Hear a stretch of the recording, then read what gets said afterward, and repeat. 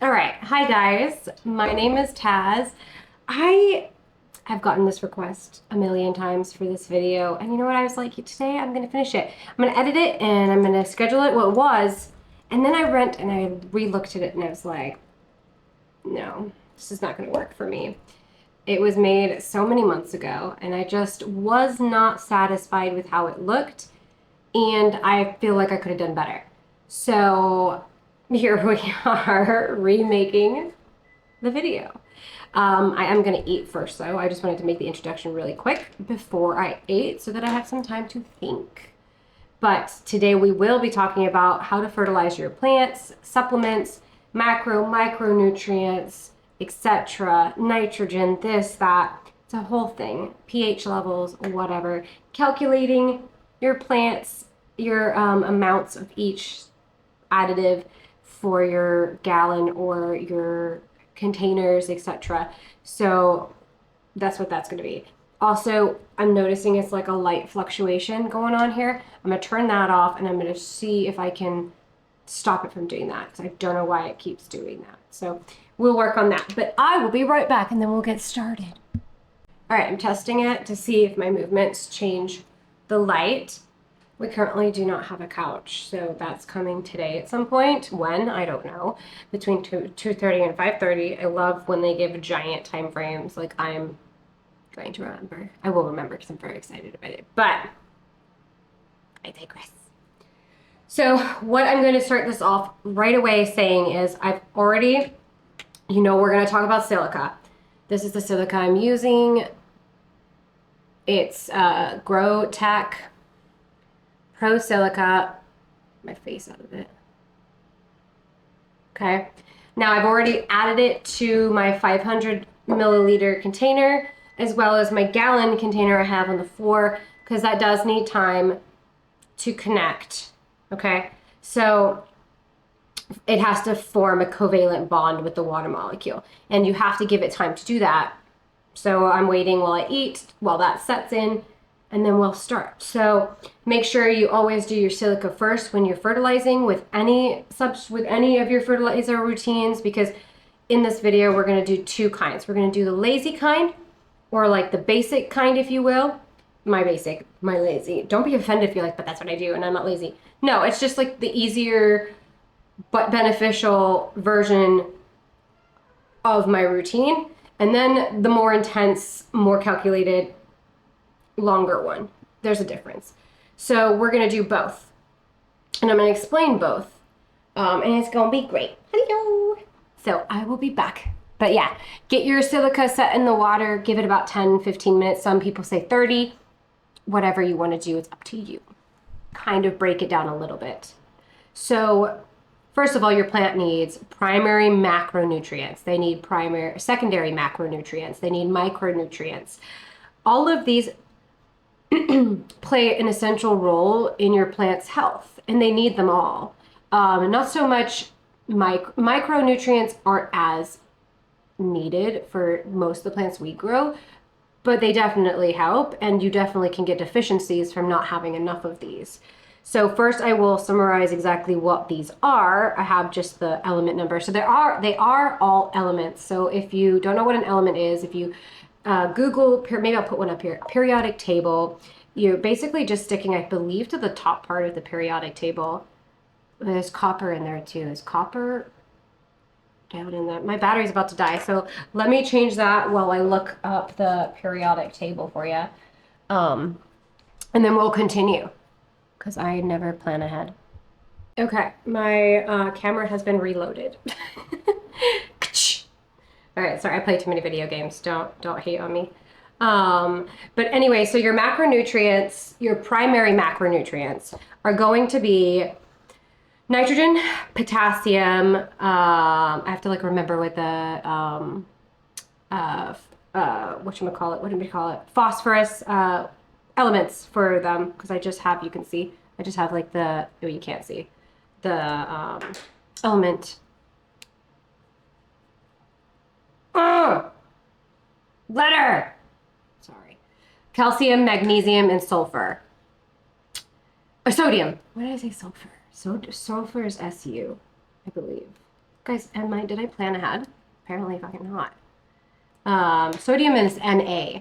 Sulfur is S. Alexa, what's the periodic emblem for sulfur? Nah, so smart. So your main primary, so like the ones that you'll see on all of your fertilizers as the NPK. So that's your nitrogen, your potassium, and your phosphorus.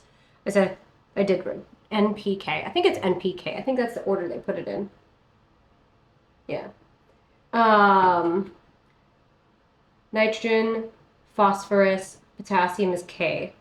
So anyways, I'm all over the place. Then you have your secondary nutrients, secondary macros, which are going to be carbon, hydrogen, and oxygen, right? And that you get a lot from just the natural environment, especially, you get that nitrogen from the air, and then it will okay, we're gonna talk about that afterwards. Taz, stay focused. Okay, we're listing these out. I don't know how you guys put up with me, but anyways, then we have our micronutrients, which we get elements such as boron, copper, chlorine, zinc, I think, manganese, iron, sodium, kind of ones that they're not essential, but they're still important.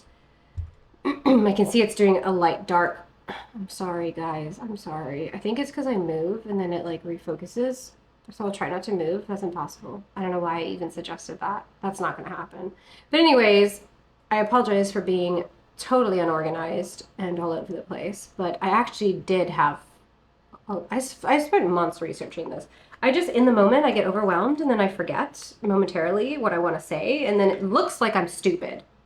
But like, I know what I want to say, but I just like forget all of a sudden out of nowhere. It's so frustrating.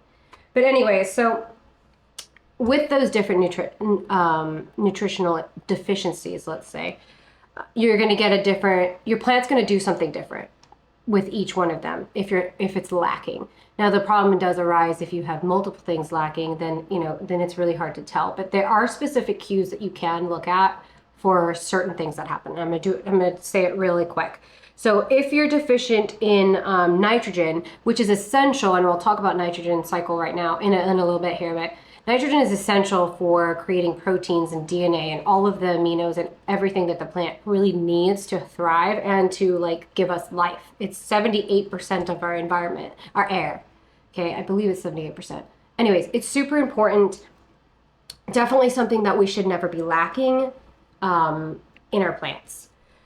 Anyways, if nitrogen is lacking, the older leaves will start to yellow, and they won't just yellow, but they'll like shrivel kind of.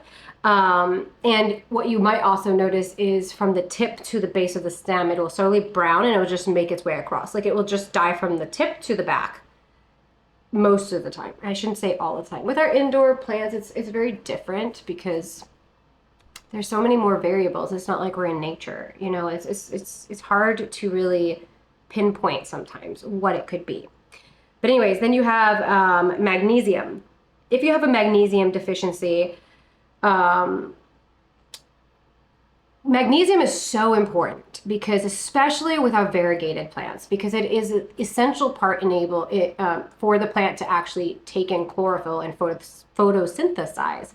So if your plant isn't getting the right amount of magnesium in order to benefit from that chlorophyll or to collect that chlorophyll and to photosynthesize, you're going to notice it's going to be stunted. It's not going to grow as fast. Your older leaves will start to die. You'll notice stuff like that. It'll just lag, essentially. We're not playing a video game. We're talking about plants. So magnesium is super important. And like I said, especially for those variegated plants, right? It's really, really important. Then we have potassium. Potassium is so beneficial because it helps your plant's immune system. It keeps it strong against too cold, too hot,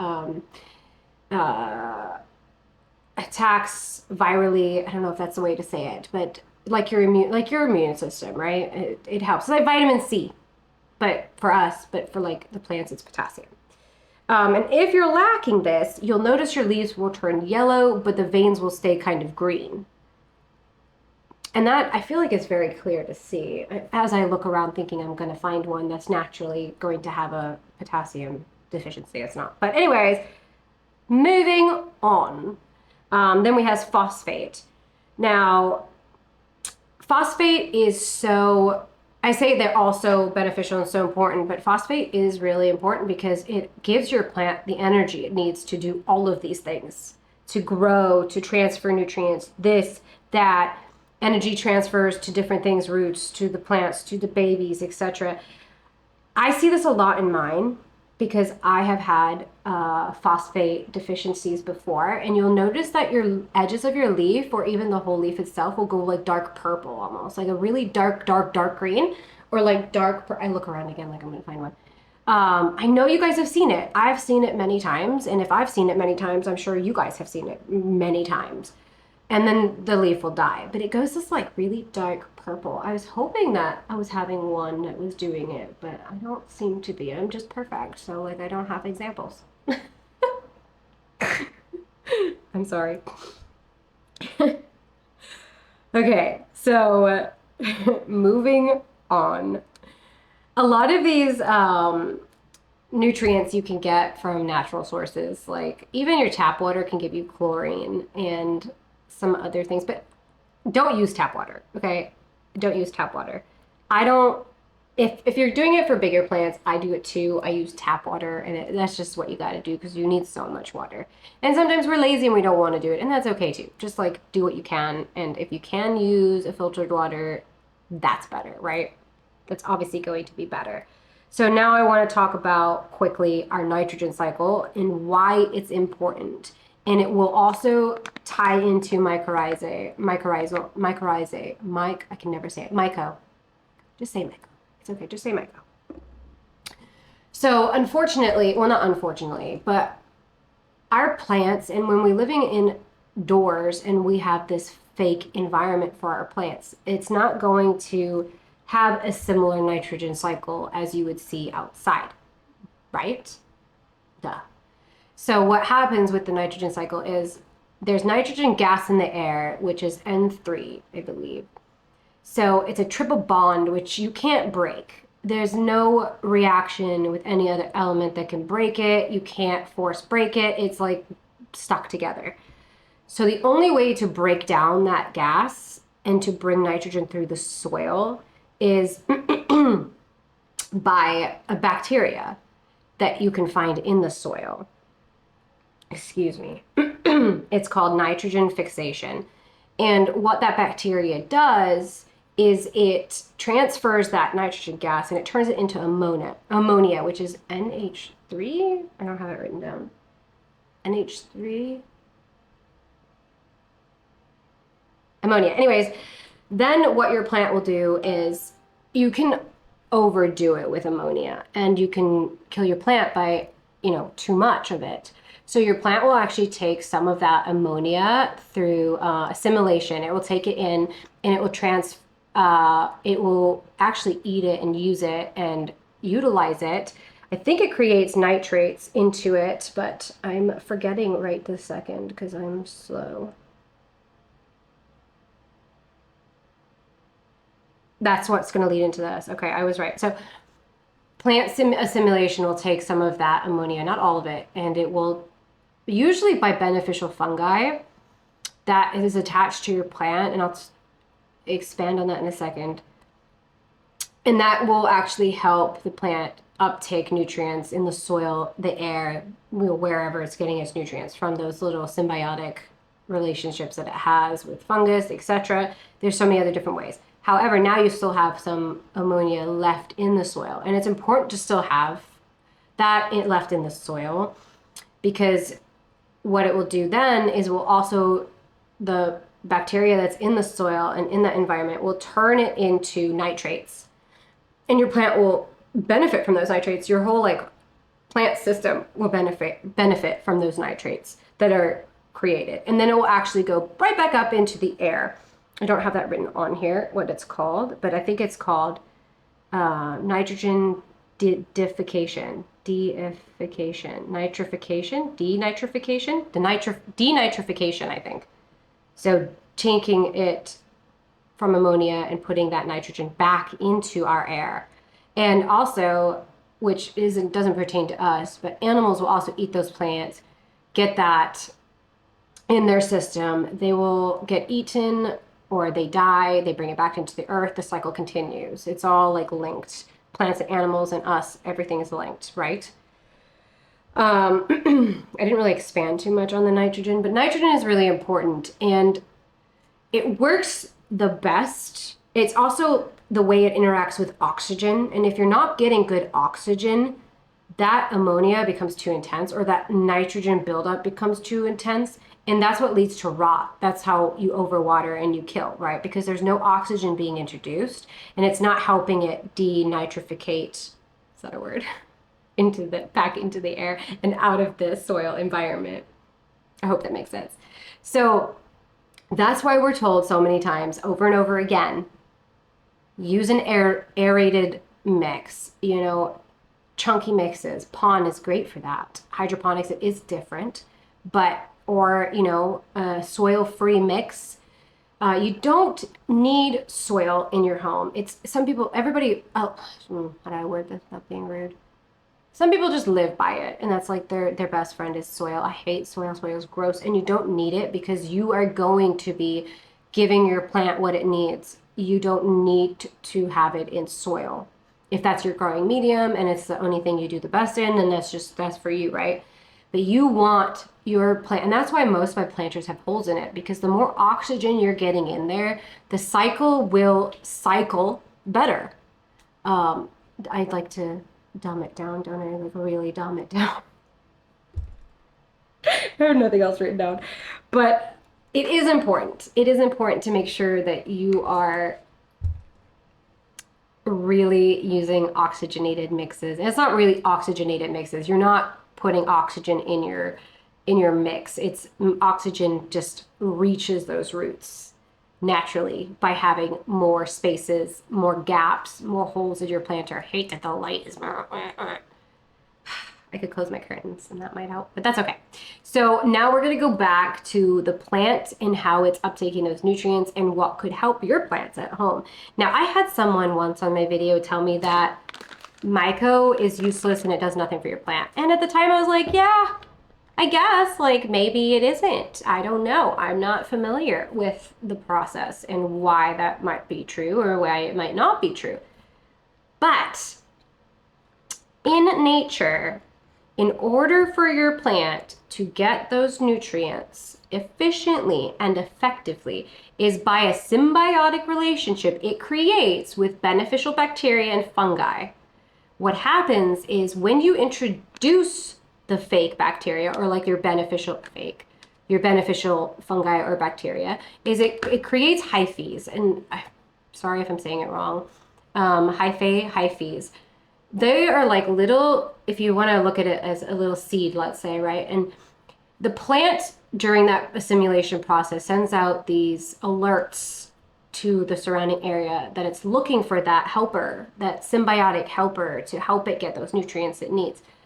These will respond and they will attach to the roots by these little, the hyphae is the little root that it creates. The seed is not a hyphae. That's the bacteria. It could be, there's so many different kinds. There's so many different, and that's why you'll see there's like long lists on the back here.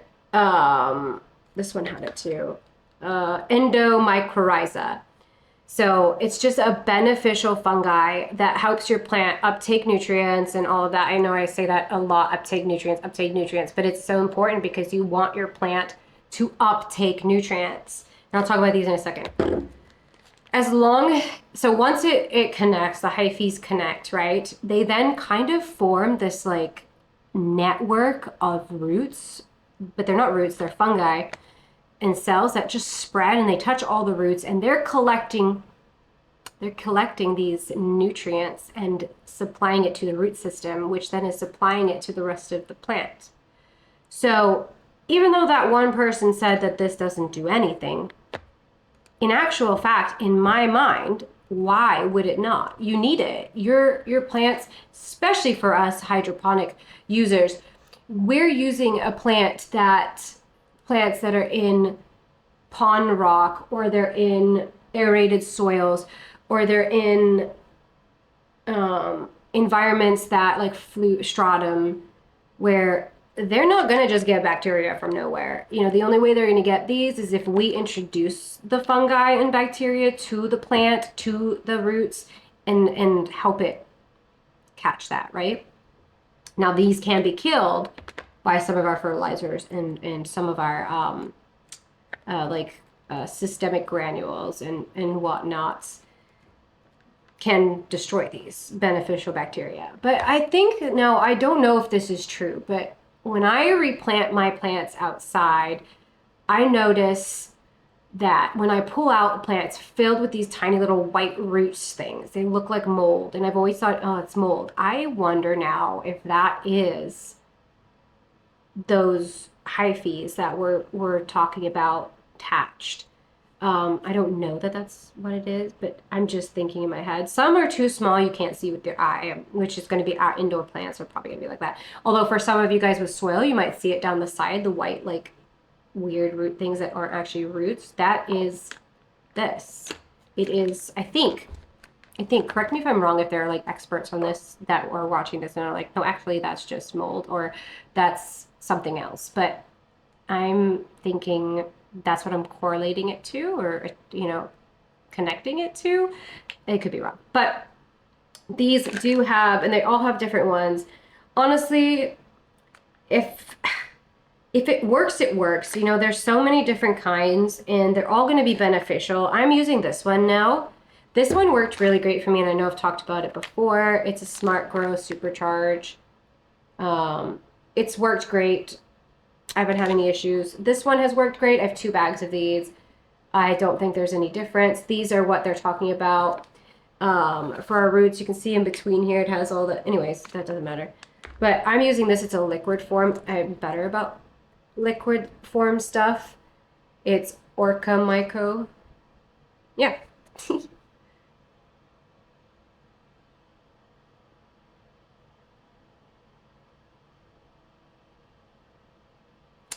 So I saw another streamer using this, or not streamer, I say streamer. Another plant creator on here using it. I think I've shared his page before. He used it, and it's really expensive. It's like $20 for this tiny little bottle. So I never did it because I'm like, that's way too much money. I'm not going to do it. But I was like, you know what? I'm going to try it. I like it. I followed a lot of the advice from this creator, and that's how we learn, right? We learn from each other. And I've been doing it for about 5 months now, and I really like my routine that I have. So let's basically start that. I'm sorry, it was a really long intro, but it is important in my mind to understand the fundamentals before starting something like fertilizing. Because you're like, oh, I'm going to add fertilizer, it's going to make it grow. Well, no. Yes, and like, no. Like, that, it doesn't necessarily just make it grow. It gives it all these little tiny mechanisms that are working in your plant to work correctly, because they all need different things in order to work. You know? Does that make sense? So anyways, we did start off with our silicate, our silica supplement.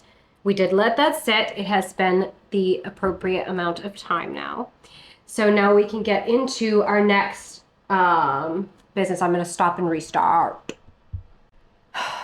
Okay. So next you want to add your nutrients, your base nutrients. There was a good word for it. It is base nutrients. Why am I? Anyways. So if we want to do the easy version, okay, we're going to do our easy version. The next thing you want to add after silica is the supplement that has the phosphorus in it. Phosphate, not phosphate. Maybe it's not phosphate. It has chill. Take a chill. So I'm just reading the back to see if I can see it. So I think it was in the small print. Yeah. Yeah. Magnesium phosphate. But I mean, we're only using this as our main base fertilizer anyways. When it gets to the other stuff, then it's more important.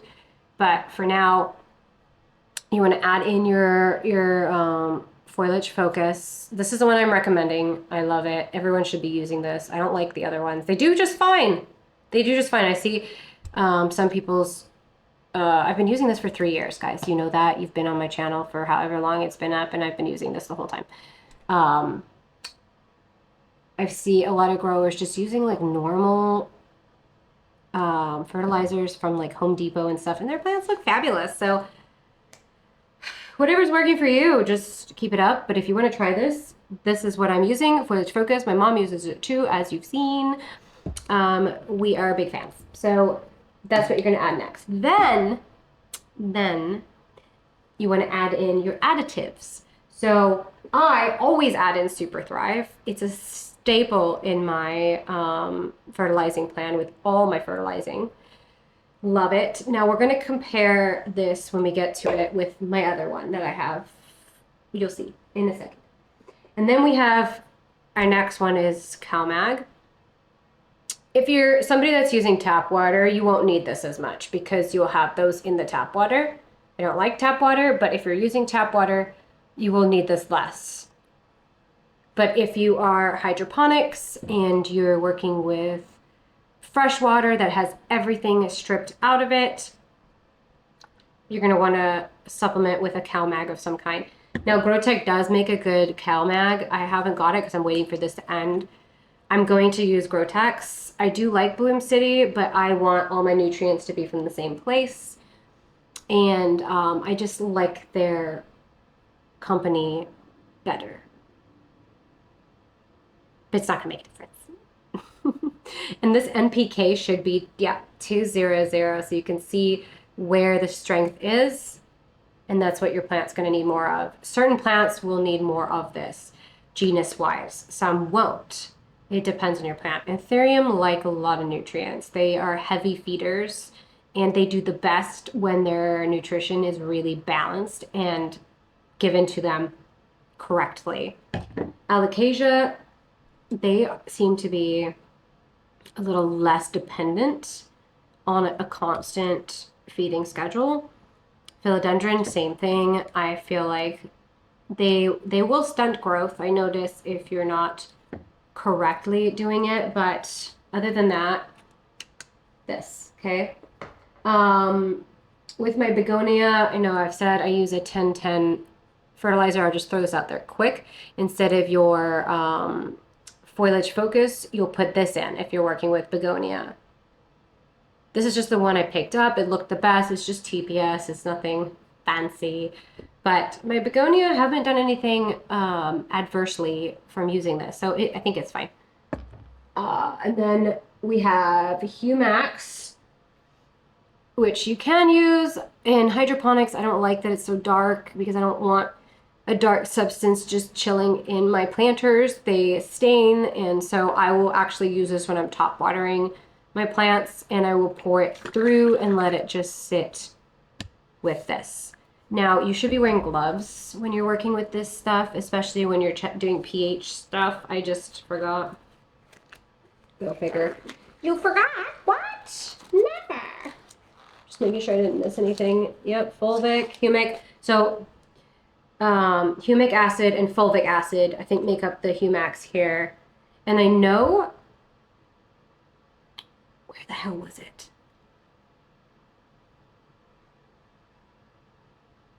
Ah, it was this. This has humic acid as well as fulvic acid, yeah.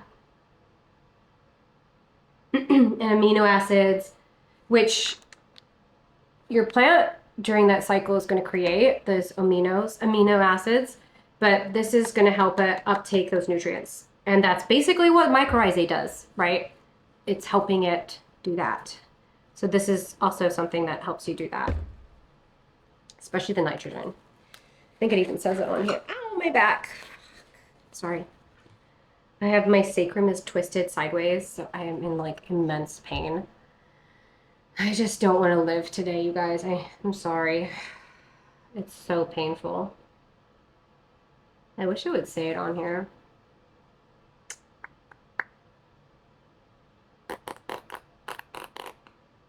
Man. whatever. But it is appropriate for hydroponics, so it's a good one for hydroponic use. I also use We the Wild. I actually have a code for it. I have a code for most of this stuff. If you want to use it, just look in the bottom. If you order with them for your first time through my code, you'll get a free gift with your package. So I don't know when it ends, but they have a beautiful package where you get a spray, the gloves, a mat. They're going to send me a mat when they have some in stock. Really want it. This and a soil amendment. So it's like a powder you put. I've shown so many times. I know, but it's so good. I love it. So especially during the summer, I go through this like crazy. I'm staring at myself. I'm so perfect. During the summer, focus. I will do this in my big gallon waterer, and I will water all my babies outside that are like the most important. Now, once you've put those in, you will want to test your pH. You can test your pH two ways. You can test it with a pH tester, or you can put it in this water. You can put it in this water.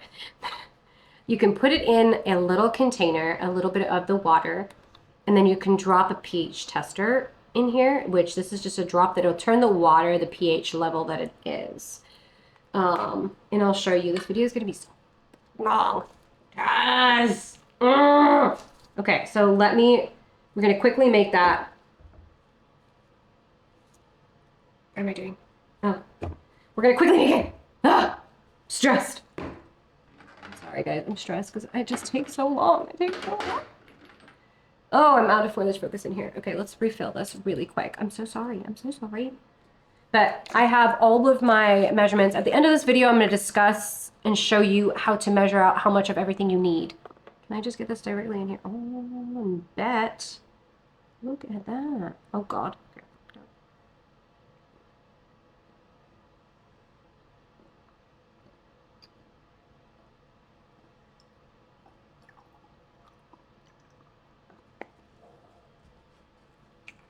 Kind of made a mess. That's okay.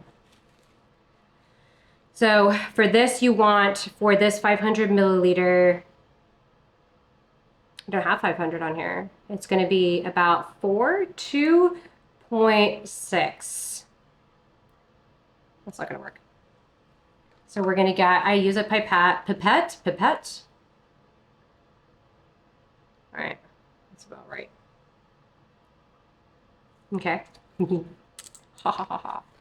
I'm sorry if my face is so bright. You don't actually need to like see me. So if it's poor quality, the info is there. I don't have to look perfect. But let me just try. Oh shit, I almost knocked down. Oh my God, my back. I'm gonna die. For sure gonna die, I think. I have to wear this like brace thing to like actually feel less pain. It's very ugly and it makes my boobs like sorry. Calm down. Okay, so we have that in there. Give it a little stir. And then we're gonna add our CalMag, which I think I still have some left in my thing. Yeah.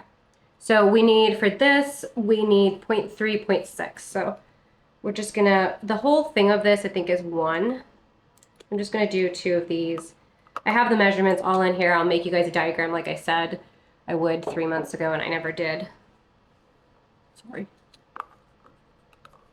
And then our Super Thrive, and this is just my basic mix, you guys, basic mix, okay? My hair is bothering me.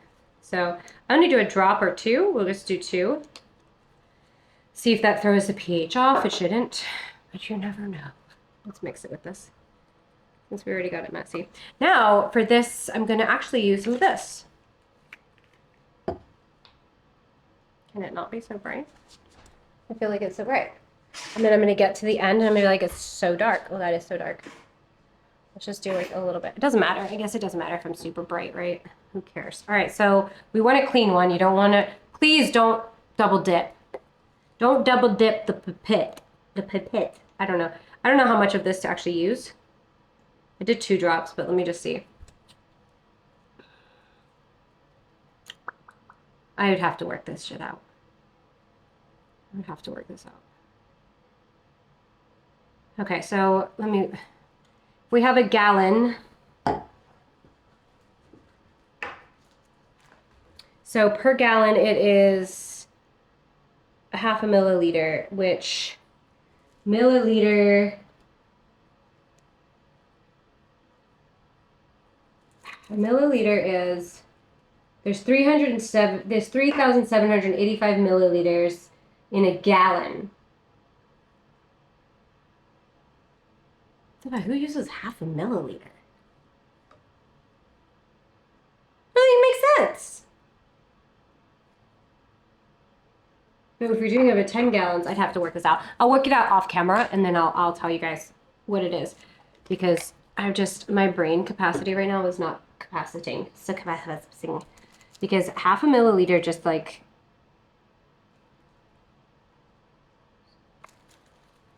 it's gonna drive me crazy.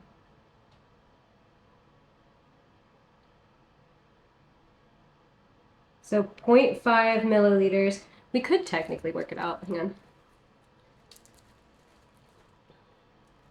So we're gonna do 0.5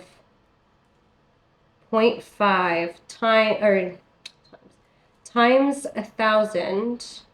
Wait, how much are we using? It's a 500, isn't it? Is this 500 or 1,000? It's 1,000! So we want to times 1,000. That gives us 500. Then we want to divide that 500 by 3,785 equals 0.13. So, and I will show you how I did that in case you want to work your own stuff out. My really smart friend taught me how to do it because I'm really bad at math. But if you're using a gallon, it's going to be a different measurement. If you're using a 1,000 milliliter container, you just plug it in for your quantity, and you're comparing it to how much is used on a gallon, if that makes sense. But your quantity is actually going to be this milliliter amount. So 0.13, which is, we have 1 milliliter here, so 0.13. I would just do like a couple drops like I did. I haven't had anything bad happen because of it, so, and I don't know if you want to add this in with it or with the plain water, because remember I said that it could interact with those fertilizers. I don't know. So, but for the sake of this, maybe when you're doing your mycorrhizae liquid form, maybe just do it in the plain water by itself, and just squirt some on the top when it's a little drier on the top, and make sure it gets down to the root system, and then just not put fertilizer in with that watering. That's maybe what I would advise. But that's that. So if you want to know that formula real quick, let's say I have it here. Hang on. I don't know how helpful this will be. Actually, I think I have it big in the front. Yeah, okay. So we're going to do a little class with Taz.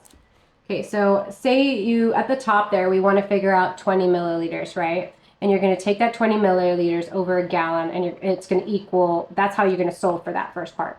So you're going to take that 20 milliliters, put it over 785, then do a it's not cross denomination, I fucking don't know.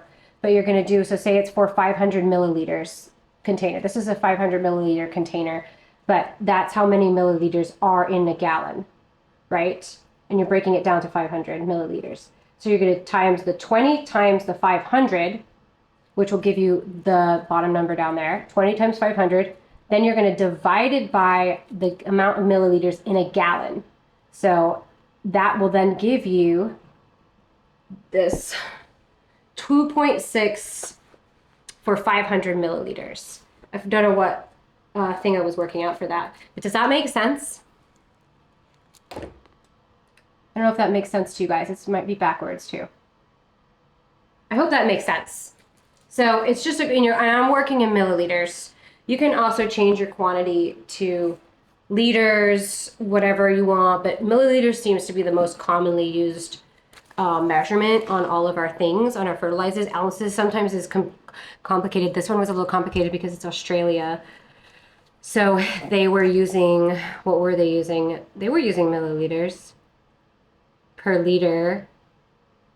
They were using per liter instead of gallon. So then I had to work out how many liters in a gallon, then figure that part out, then figure out the equation for that. So it's just a whole thing, but that's how you do it, and you can work out anything that way. And that's why all of the backs have all of my quantities for all of the containers I use. If it will focus. Which I know you guys have seen these, but it's just a good key for me to know how much to use for each one of my additives or fertilizers, etc. I also use Tiger Bloom, which I don't have the bottle with me right now. I really use Tiger Bloom for outside. So this is another fertilizer that I am an outside user for, or my big plants if I'm lazy. And that's the MPK, so 284, which is really good for outdoor plants. And also, to be fair, Anthurium would probably benefit from this quite a bit too. They like, I mean, they all like it, but anyways. So now we're gonna test the pH of this by using the color dropper way of doing it. So let's pour it over this quick. Okay, so I've just filled it up. You're supposed to wait a little bit. We'll see how quickly it reacts. But we're just gonna take a drop of this. I think it's just 1 or 2 drops. You're supposed to wait 15 to 20 minutes. So maybe, hello? Hi. All right, so this does actually drop in really well. I just did it while I was on the phone. But so I dropped in 2 drops of it. This is what it's gonna look like. Nothing much yet, so I'm gonna put the top on it. And we're testing our pH, by the way. I'm gonna shake it. And then we're just gonna wait, and I'll let that here while I talk about my other combo next. So this is what I will fill all my plant spaces with, like the baby Alocasias, the corms, etc. will be with this. Sometimes it's just plain water if I'm lazy. But that is my simplified fertilization.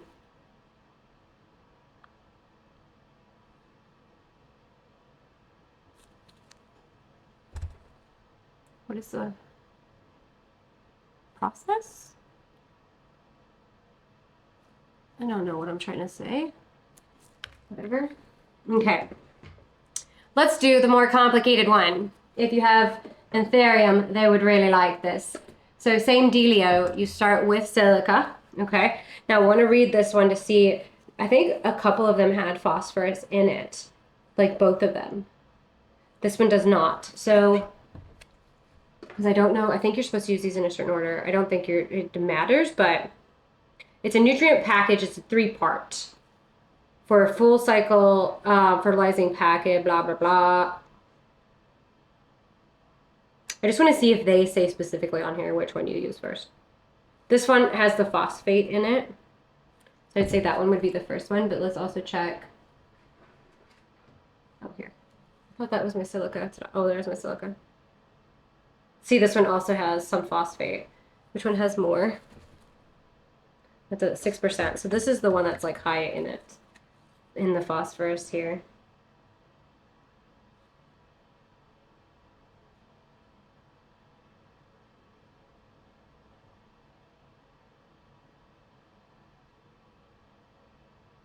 Yeah, it's sad that it doesn't tell you which one you should be putting in here first. I don't think it matters, but you can also like utilize this too during specific grow periods for your Anthurium. So if your Anthurium is in a blooming stage, you can use there's a bloom one. So it's also period based. So you can also up it if you needed to, if you microdose like I do, to help the plant get what it needs in order to create those blooms, or, you know, to fertilize itself, etc. And when I say fertilize, I mean to make seeds, like the actual fertilization of the womb. I don't know. Okay, so our first one we're going to use, I think this is the one that I would use first. It's the bloom. This is GrowTech Precision 3-Set. So this is Precision Bloom. Then I would use this one. And if this is a certain way and somebody knows, feel free to throw it in there. But these are, I just throw them in random order. I don't even look and they're fine. This is Grow. And this is just precision, I think. Micro. So this is your micronutrients. So I would do this one last, right? Your macros go first. So this is precision. They're all precision, but you have bloom, grow, and micro. Micro is your micronutrients, which is what I said in the beginning. Look at this. Taz, you're so smart. Calcium, boron, copper, iron, manganese. I always say that wrong. Molybdenum, sodium, zinc. Yeah, that's pretty cool. And then this one should have your macronutrients. Yep, well, I wouldn't say that. That's our secondary macronutrients. And then this should have, no. Nitrogen, okay. So I guess it doesn't really matter. You need these anyways in both. But this one has total nitrogen in it. So, I mean, I would still use this one first because they're both macros. But you want to do the potassium first because you're using silica. Anyways, these are the 3 I use. I haven't worked out the measurements for it. I could just quickly do that off camera and then give it to you if you wanted. But these are the ones I use. So I'm working out a gallon here. I have a gallon planter down here. So let's bloom. We need, per gallon, we need 1 to 3 milliliters per liter, which is 1 to 2 teaspoons per gallon. Alexa, how many milliliters is in a teaspoon?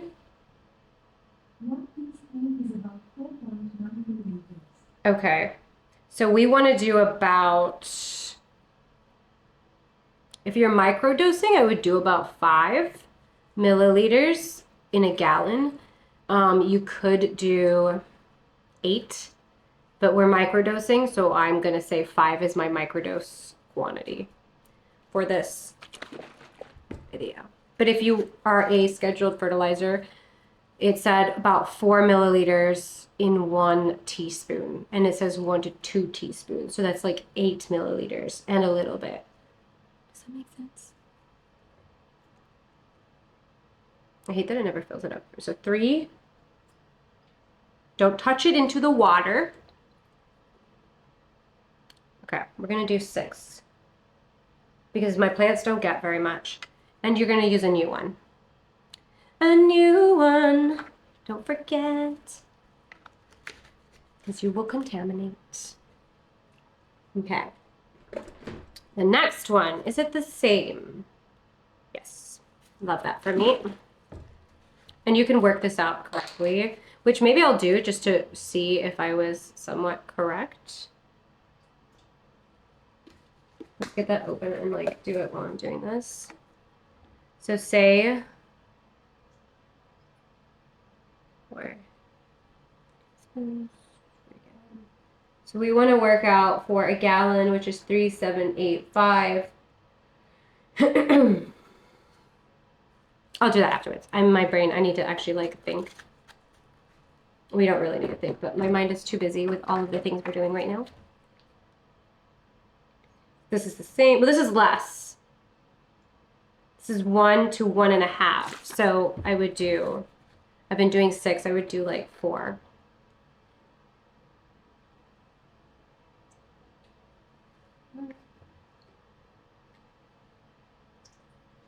And stir it. Okay. Now you can add your CalMag now and your Super Thrive. So we're gonna do CalMag. I think I actually have the measurements here for all of these ones. CalMag you want for a gallon 5 milliliters. As if you worked this out, why didn't you? Because they're new. 6 months. Did I say 5?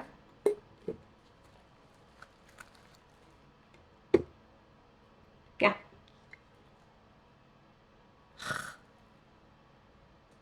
Need 3.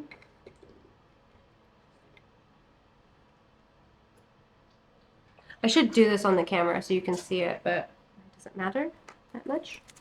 Yes, it matters. We want to see what you're doing, ma'am. Let me hold this up for you guys so you can see I can't see.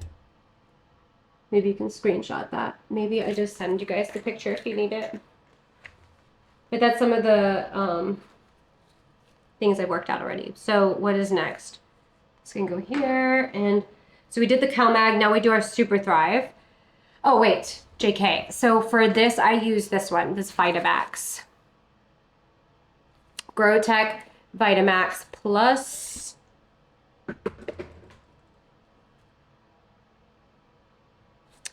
And what's in here is, still has that nitrogen in here. This is really good if your plant is blooming. I put it in every mix because, like, whatever. How much though?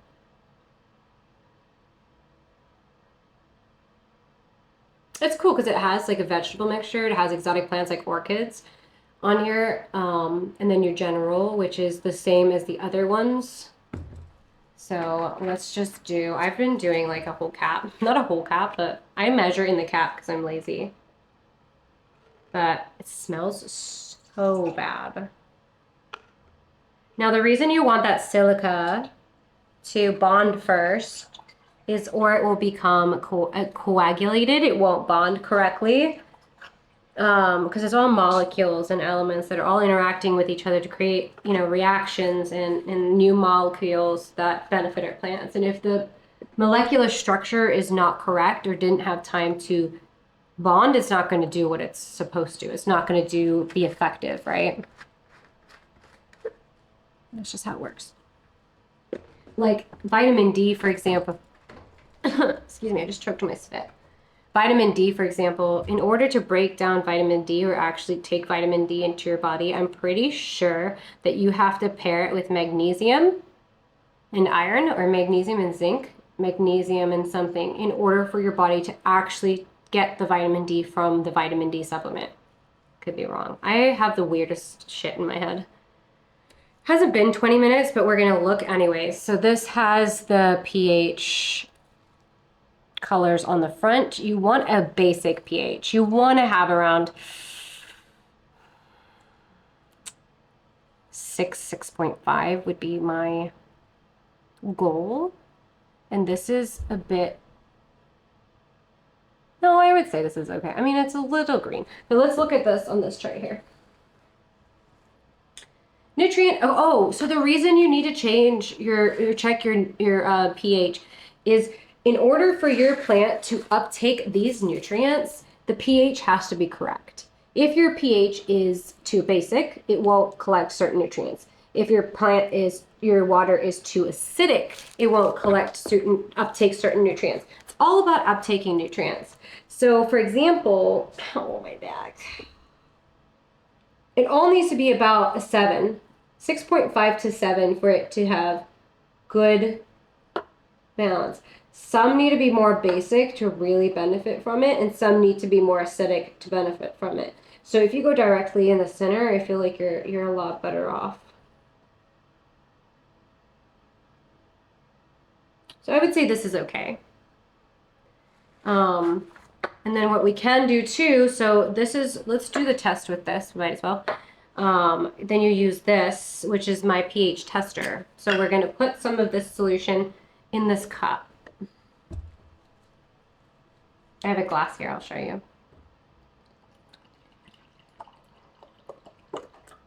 Okay. And I'm just going to take my reader, turn it on first, would be a great start. And I'm just going to put it in. I think it needs to be charged. So right now, you want to wait a second, but right now it's about a 7.4. So I would want to bring it down a little bit, honestly. 7.3, which is a good time to do it so that you can see how we're doing it with these two. You got pH up and pH down. Also something you should always have in your collection. My water down here, let's test it. So this is a 7.2, so we only need a little bit of pH down. We shouldn't be doing this, mixing them like this, but let's see. This is perfect. This is a 6.1. Much better. So what I should do for the sake of this video is put some of that water in here. I'm gonna mix this. Probably shouldn't do that. That's okay. We're gonna put this water in here, which this is from down in the secret zone down there. And we're gonna put 2 drops in this. Now I'm wearing gloves. Wear gloves, okay? We're just gonna do 1, 2. And you'll see the color change if it's accurate. Yeah, look. See, that's like more yellow. That's kind of what we want. We want it in that like center spot, which this would be about a 6. Yeah, we said it was about a 6, wasn't it? Yeah. So you want to be in a pH 6, 5.5 is okay. I wouldn't. I would say 6, 6.5. Somebody's gonna be like, actually, technically you can go all the way down to 5. I know. I know. There's a lot of variability to this. But at the end of the day, also make sure you're washing these very carefully. Duh. But we did that. So we tested the pH. We're gonna use and luckily I have 1 left, which I just touched it with my hands. We're gonna do pH down, which is very acidic. So you need to be wearing gloves, please, and just be very careful. Don't get it in your eye. And you just need a little bit. So we're going to, first of all, we should have got rid of that. I'll just pour it into the little container. So, I mean like a drop. I'm literally doing 2 droplets. We're going to test 2 droplets first. I'm going to put this here where I know it is. And we're going to shake this.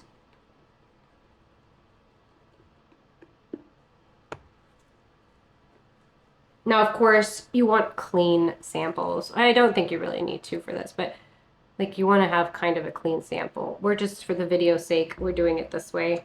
I'm going to close this so I don't accidentally knock it down. My couch is delayed, which is very annoying. So I'm just... All right.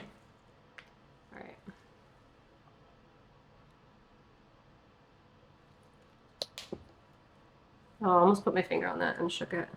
A little better. It's such a small container that it... Yeah, see? Now this would be appropriate. I would be okay with this now. That's all it took. I literally did 2 little drops in a 1,000 milliliter container. And now we're at where I would consider it perfect for my plants. This is perfect already. This is perfect now. I'm happy with it. We can use it. We can start fertilizing our plants. So, and I need to wash all these.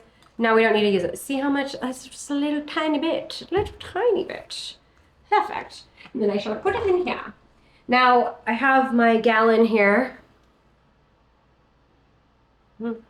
I'll put it in my big plants and I will fertilize it through. I don't like to let my plants sit in high concentrated fertilized water, nutrient solution. I prefer, if I'm doing a very high dosed nutrient solution, I prefer pour through or tuck water through rather than letting it sit. Since I microdose, all of my plants sit in a micro dosed version of my nutrient solution. So whatever you have for your math, you're working out, maybe just cut it back like 25% or 30%.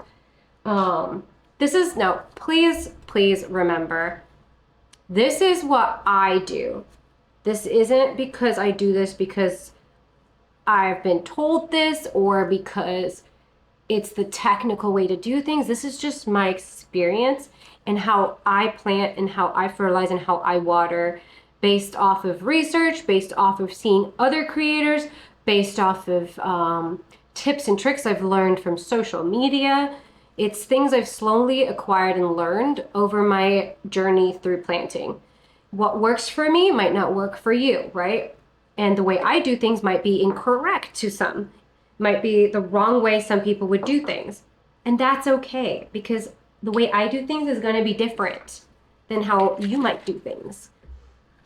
And that's just how it is, right? So I'm going to fill. I also use these little droppers like I showed you. I need to make with all of the things I use. I need to make my calculations chart for you guys. It's just, I know it's going to take a while, so I'll have to make it in Illustrator. Ooh, that's going to pop. So I haven't done it yet, but I will. And these are another thing I use, these little like,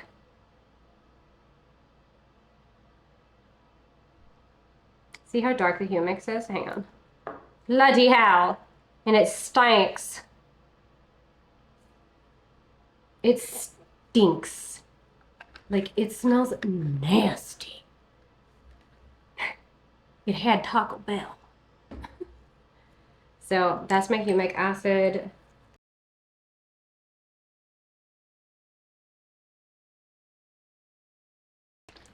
I have to like refill all my things. But these are my little containers, like I said. Come on. You've got it. I know you can. You've got it. Look at you. Well done. Well done, you little bitch. Sorry. My mom would scold me. Don't swear. We're not doing that anymore, remember?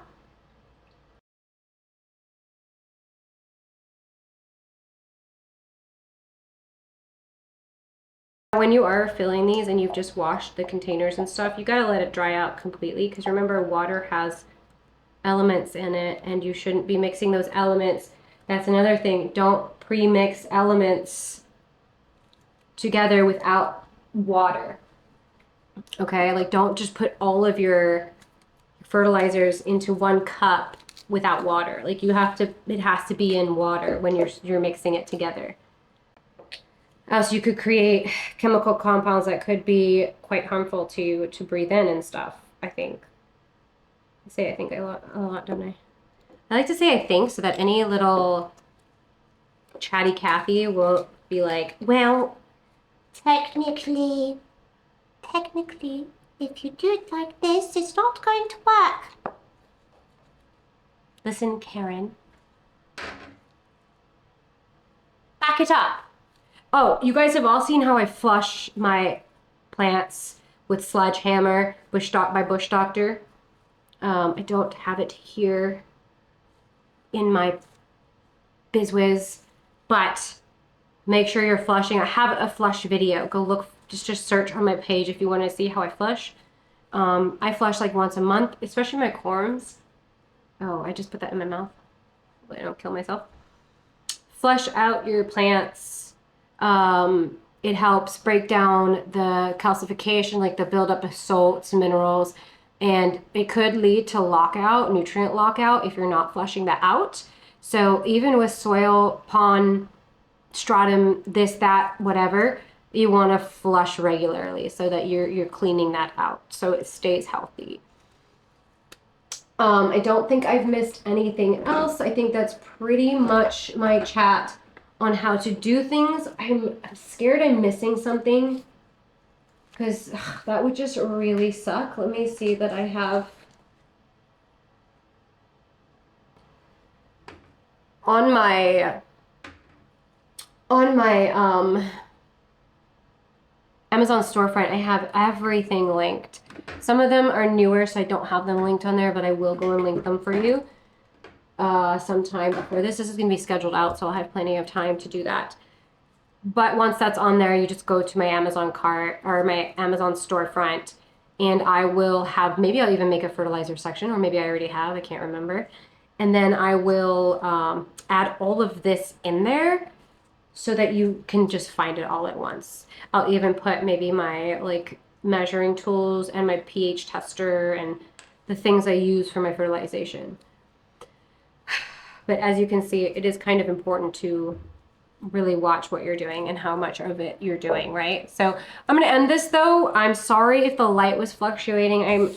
I'm trying different settings one by one, and then when I get, because it's hard to see when I play it on here, but when I get back to my computer and I edit it, I can see it clearer, and then I'm like, okay, this was unbalanced. I need to try this setting, figure it out, and go from there. So if it's wonky or light fluctuating, I'm really sorry. Bear with me. Still learning it, okay? But I hope you guys have a wonderful weekend, and or whatever day is coming up in the future that this is up there. But I hope you guys have a fabulous rest of your days, weekend or week or Monday or Tuesday or Wednesday. And I will talk to you next time. Don't forget to subscribe and like. It does help me a lot. I would love to reach others, and that would be amazing, especially for my mom too. It's helping her as well. So, all right, guys.